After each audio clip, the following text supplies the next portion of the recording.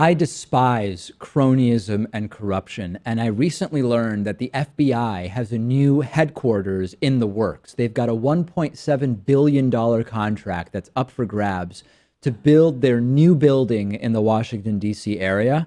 And it turns out that one of the three finalists that's being considered for that contract is a company that just so happens to own buildings with both the Trump organization and Jared Kushner's family, a $21 billion real estate investment firm called Vornado Realty Trust. Vornado owns buildings with Trump in New York and San Francisco, as well as the flagship skyscraper for Kushner companies in New York City, which happens to be 666 Fifth Avenue. A little ominous. Anyway, that building has had conflict of interest scandals in the past related to investors and the Chinese government.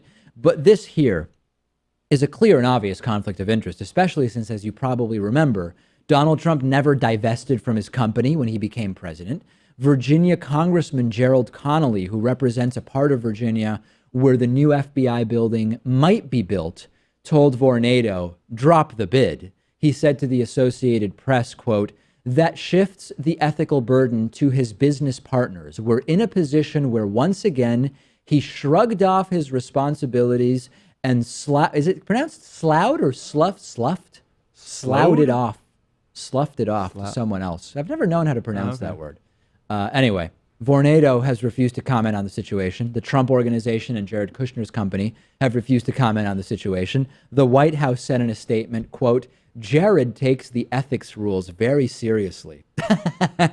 Hard to even read it with a straight face. And would never compromise himself or the administration. Hard to get through that one. Well, now I'm reassured.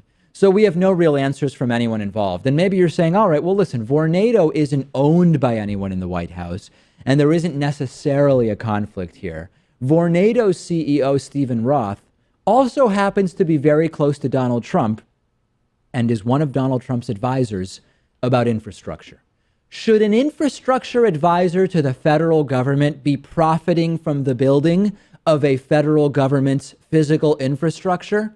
Roth is also a consultant for the White House Office of American Innovation, a new office created, by the way, by Donald Trump and run, coincidentally, by Jared Kushner.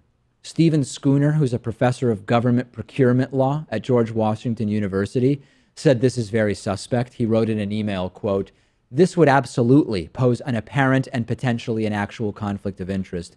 I cannot imagine any modern era precedent for the president and his advisor and son-in-law not recognizing that this is a problem and shutting this down before it gets any worse. There are endless conflicts of interest. This is another version of Dick Cheney's Halliburton all over again. This is a level of cronyism reminiscent of Russia. Don't worry, though.